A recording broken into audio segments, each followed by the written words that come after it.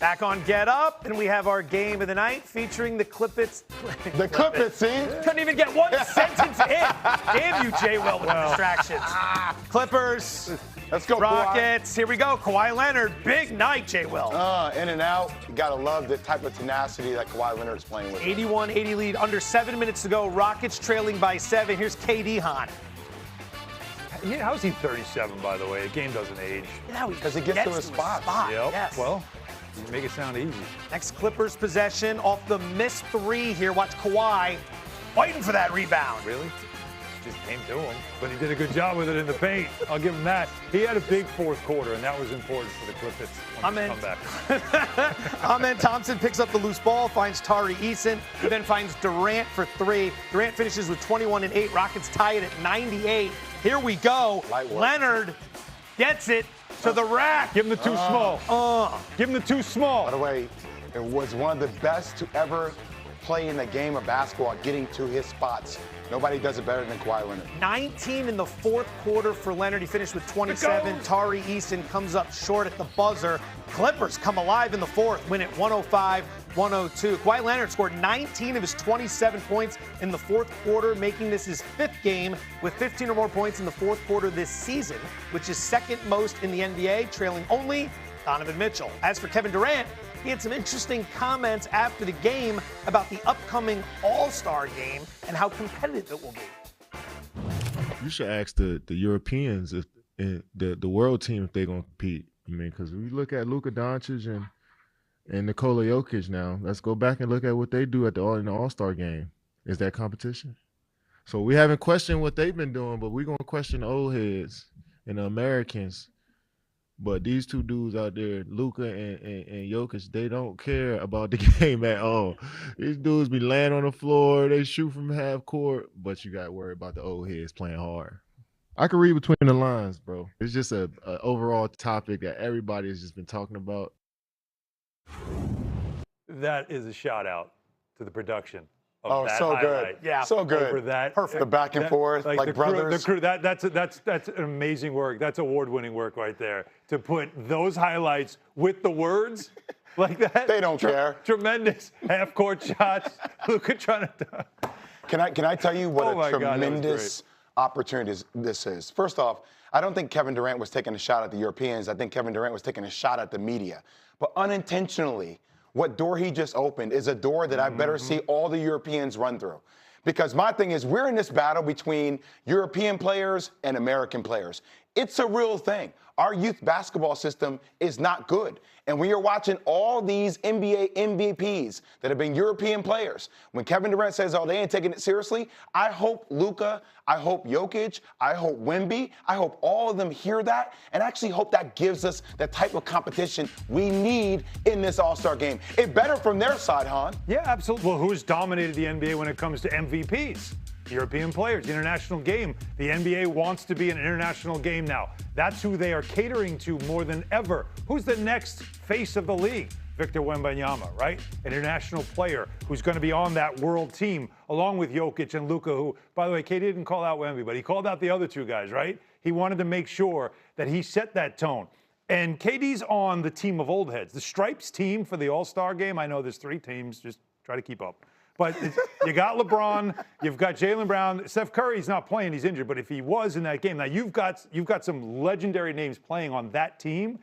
That game had better be a brawl. That game had better be about something because KD kind of laid the gauntlet. He let them know that you're the world team. You're supposed to win the All-Star game. You guys had better win this thing because you're supposed to be the best players now in our sport because look at how everybody's talking about how we're the bad guys. We're ruining the game. You guys are saving the game. You better win it.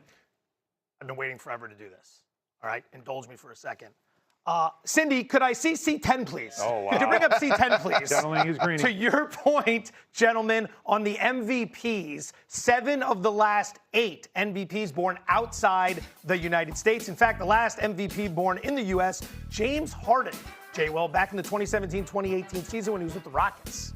Well, thank you, Matt, for putting that up. Not Cindy, but that's fine. I wasn't sure. I like when Greeny said Cindy. It's okay, Matt. I didn't know. I It's didn't okay, know. Matt. You're doing a hell of a job, Matt. I just want you to know. You're doing a hell of a job, Matt. Sorry. You know, you and I have this Petty LaBelle relationship. Go ISO ball, please. But by the way, speaking of Petty LaBelle, this is what I want. This is a real thing, and it needs to be a real thing, regardless if Kevin Durant unintentionally did it or not.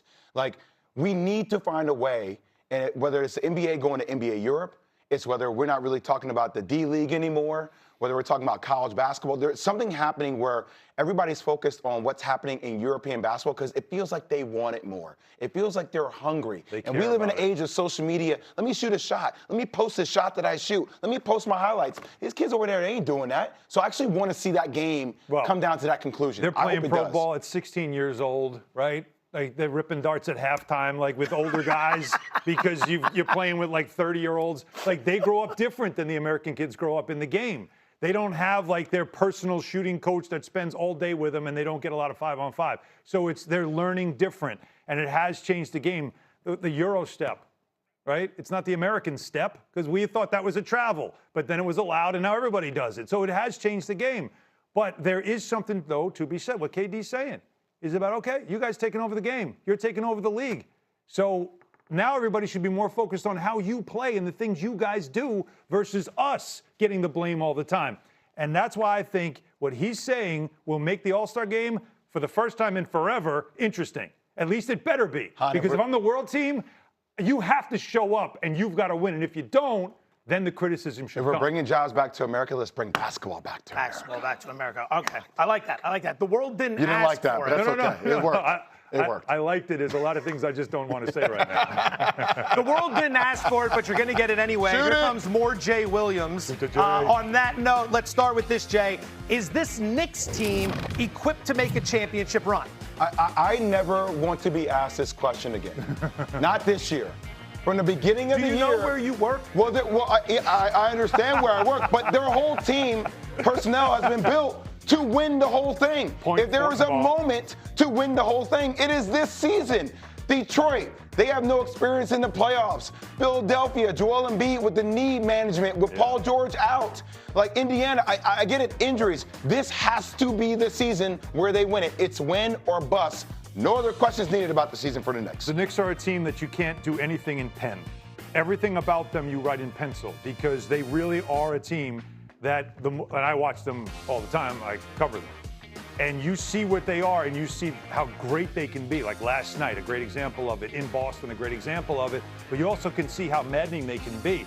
The Pacers lost, the loss in Detroit. Like they had a stretch where they lost 9 out of 11. So it's what can they be? I think they have the widest gap when it comes to their best and their worst. Their floor and their ceiling, it's a studio apartment in New York when it comes to the ceilings. Like it's 12-foot ceilings, maybe a little space, but that's to me the huge gap in their best and worst. Rockets have a little bit of that too when you see the way they're getting after Şengün and the defensive And if they don't win, go get Giannis. There you go. Shoot the J continues. Why is Jaylen Brown having so much success without Jason Tatum? Because I think he has the best coach in the NBA right now, and that's Joe Mazzulla. I think Joe Mazzulla has done a phenomenal job getting a team that's lost one of their best players to be second in the Eastern Conference heading into the All-Star break. And by the way, if there's one player that wants all the smoke, if there's one player that wants to prove that he's the guy that's leading this team, I can do this without. It's Jaylen Brown. Well, I don't even think it's about without Jason Tatum. I think it's more about Jaylen Brown knowing who the hell he is and knowing the quality of the player that he is. He did win a Finals MVP. Yeah, he did. Mistaken. Like he did win a Conference Finals MVP. Anybody doing a better job than Mazzulla? No. Joe Mazzulla's Coach of the Year. Like we're at the All-Star break. He's won it. Like you can make cases for others, but he's the guy that has done it because no one has done more with less. And I don't mean that as a slight, but that roster, I defy you to name those players and tell me where they played in college. Tell me where they got them from. Like they have done a lot with a little, and a lot of it has to do with Jaylen Brown's buy-in, but it also has to do with Joe Mazzulla saying we are not giving in on a year that feels like a gap year. We are going to stay competitive because that's the standard here. You think he's still watching The Town every single day? So it keeps him fired up, man, if that's what works. I don't know why that's so funny. He's the one that said it. You want to keep it moving here? We showed the NBA MVP odds earlier. Cade Cunningham from Detroit. What's the driving force behind his success this year? Alan Howe and I were talking about this in the background. It's just his offensive versatility makes him so unique. I mean, the sides, he can get to his spots on the floor.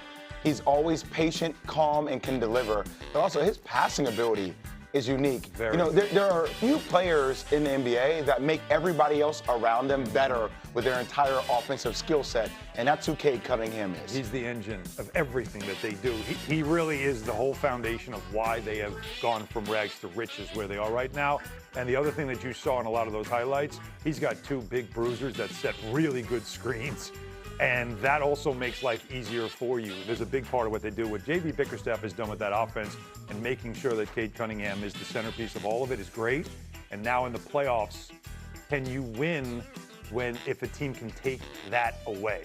Because now there's no one else that can create for them. Tell you guys right now, you won't be seeing J.B. Bickerstaff back in this studio when the playoffs come around this year. He's going to be busy. He was a real delight to work with last year, too, by the way, Yeah, if I he may was say. great. Mike, could you bring up C30, please? We're moving on. Mike or Mr. Matt? Williams, we're moving on. It's Matt. Damn, it's I'm Matt, 0 for 2 not on that Mike. one. I'm 0 Not for Cindy, 2. not Mike, but Matt. All right, look, can I Bobby. live? Can I live for 1 minute here, please? Phil Jackson had a rule to determine title contenders. If you reach 40 wins before you reach 20 losses, then you're a contender, right? So the reigning champs and the Pistons have both reached the 40-win mark, and the Spurs and Celtics are still in the running as well. San Antonio has some breathing room, but the Celtics would need to win 5 in a row. Alan, this is an idea you brought up to the table today.